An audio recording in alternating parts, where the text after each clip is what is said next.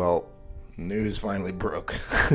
Over the last 2 weeks, not only did we hear the news that DeAndre Hopkins was being released from the Arizona Cardinals, but we also heard that Dalvin Cook this week got released finally by the Minnesota Vikings. Now, we already knew that was going to be happening for at least a couple of months, but it finally happened. And now, with the departure of both Dalvin Cook and Aaron Rodgers in the NFC North, that division is going to be finally up for grabs for a team other than Green Bay to win, with the NFC North having at least 3 teams who could potentially win that division this upcoming season. I'm going to break down all 4 of these teams, what they did in the offseason, who they signed, who they released, who they drafted, and how I think they're going to do this upcoming season. So if you like what you see, please hit a like and subscribe and leave a comment to let me know your thoughts on the division and who else you'd like to hear me talk about.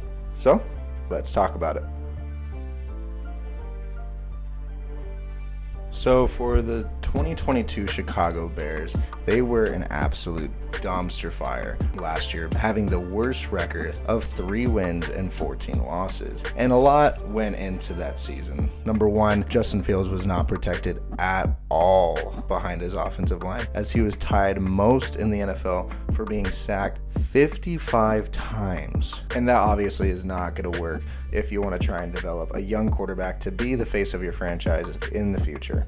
Number 2, they didn't have any number 1 receivers for them on offense. Now, I know Darnell Mooney only played 12 games, but he's not a number 1 receiver. He ended up being second on the leaders for the Chicago Bears in receiving yards, as tight end Cole Kmet ended up leading the team with 544 receiving yards. Number 3, the team was way too run heavy in majority of their games. They weren't going to be winning their games at all, because now it's a complete passing league in the NFL. You need to throw the ball, and Justin Fields was not able to do so. So the Bears obviously started running more, and they ran over almost 1,000 yards more than they passed in 2022. Rushing stat wise, Justin Fields had over 1,000 rushing yards, David Montgomery had over 800 rushing yards, and Khalil Herbert had 730 rushing yards. And lastly, the defense couldn't get to the quarterback, especially after linebacker Roquan Smith left to go to Baltimore, and that is not going to cut it for a city like Chicago, as the defense only had 20 sacks total,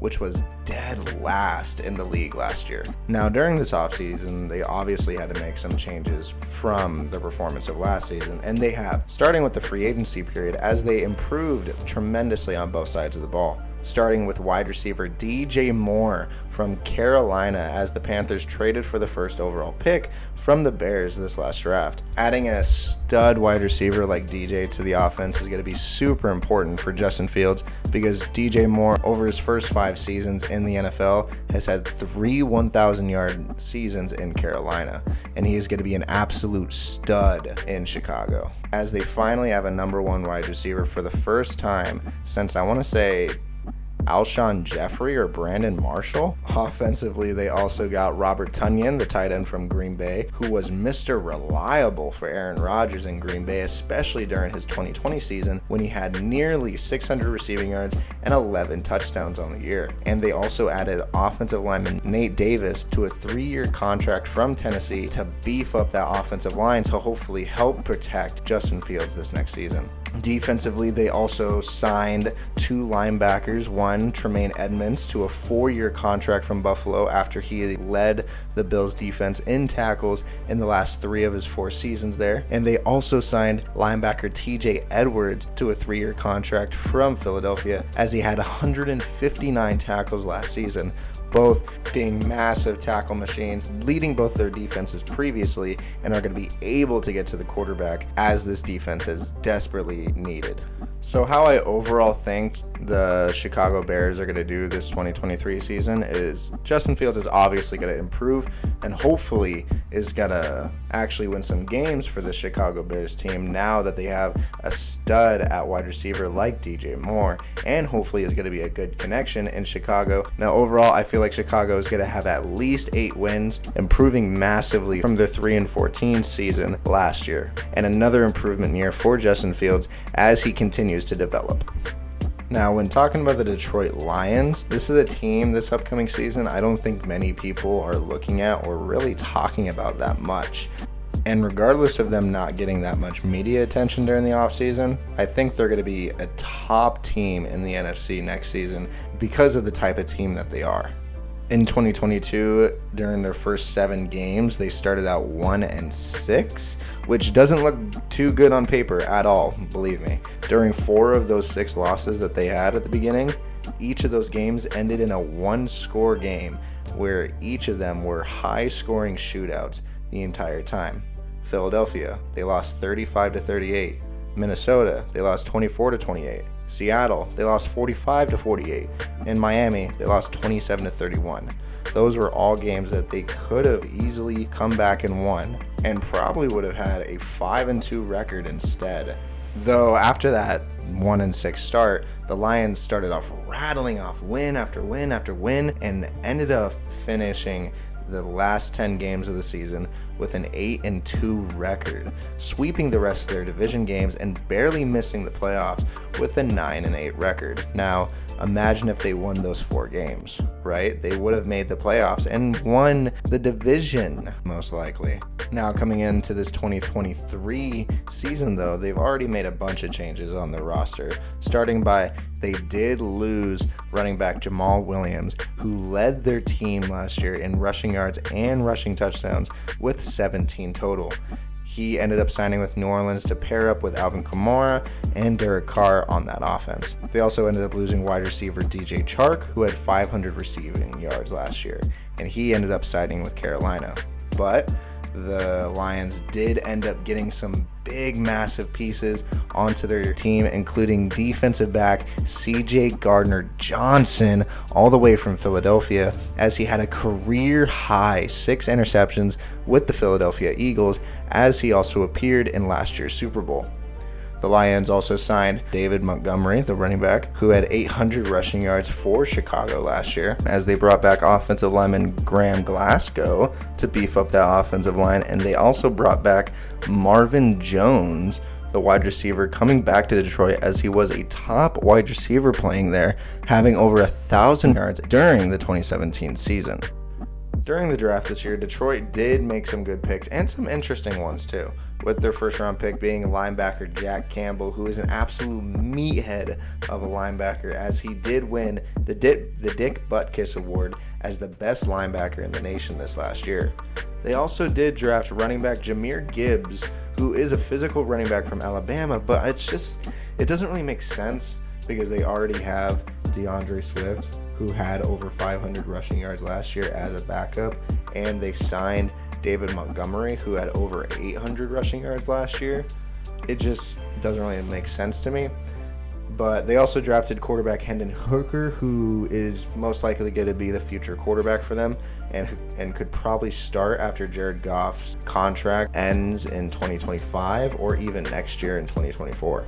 So while the Lions have had a pretty up and down and interesting type of offseason for them coming into this 2023 season, I do think that with the new additions and bringing back vets and keeping the rest of their squad intact and motivated, as Dan Campbell of course will be, I do think that the Lions are going to do pretty good. I think that they're going to end up being a top team in the NFC North, with the fact that A-Rod is out of town and Minnesota doesn't have Dalvin Cook anymore. So I think that they'll have around 10 to 11 wins, especially with the fact that they're going to be playing the NFC South with question marks all over that division, with rookie CJ Stroud coming in this year for Carolina, and then Derek Carr starting for New Orleans this year, coming from Las Vegas. I feel like Detroit's going to have a good chance to sneak into a playoff spot. Now, maybe I would have said the same thing about Green Bay, but man, Green Bay is looking real rough right now. And it's not only the fact that they've lost Aaron Rodgers. I mean, that's already happened, and I'm not going to go on to discuss about it. I did make a video last week talking about the Aaron Rodgers situation, so if you want to learn more about that, go ahead and click on that video. But they've also lost targets like Allen Lazard, who was the number 1 receiver on the Packers last year in receiving yards with 788. And they also lost Robert Tonyan to the Bears off of a contract signing, and he had 470 receiving yards last year, which was 3rd on the team in receiving yards. And defensively, they lost defensive tackle Jerron Reed over to him going to Seattle for a contract signing. They also lost defensive end Dean Lowry through the 2020 to the 2021 season. He had 8 sacks total between those 2 seasons and was a monster on the D-line for Green Bay. And even on top of that, they have a guy who's had 7 interceptions for them at the safety position for the last 4 seasons and is still in free agency, in Adrian Amos. And reports I've heard say that the Packers do want to bring him back and they're going to bring him back soon, but I haven't seen it. And from what I've seen, I don't know if I've been looking in the wrong spots. Please tell me if I've been wrong, but I have not seen any major free agency signings or trades that the Packers had this offseason. I might be dumb, but I just not seen a single one that was like vitally important for that team whatsoever. And honestly, with the loss of their top targets for Green Bay last year and the loss of their first ballot Hall of Famer in Aaron Rodgers, Jordan Love will most likely struggle on the offense this year in 2023. And I'd say they'd have 5 wins for the Packers, as they'll be competitive but not close to a contender with that offense that they have. Which brings me to last year's NFC North champs, the king of the North in Minnesota, the Vikings. Now, this offseason, the Vikings did take a bunch of different hits, especially recently with running back Dalvin Cook, as they cut him. And right now, he's currently in free agency. We don't know where he's going to go. My guess, honestly, right now would probably be the Denver Broncos, just because they desperately need the running back position as of right now. And it would be really helpful for Russell Wilson, actually, just because he's a very dynamic running back that can not only tear it up on the ground, but he's also a great receiving back as well. But the Minnesota Vikings have also released veteran players like Adam Thielen, who is now in Carolina after signing a multi-year contract there, who has been there for a long time in Minnesota, as he got signed as an undrafted free agent in 2013 from Minnesota State University Mankato, and has always made clutch plays and amazing catches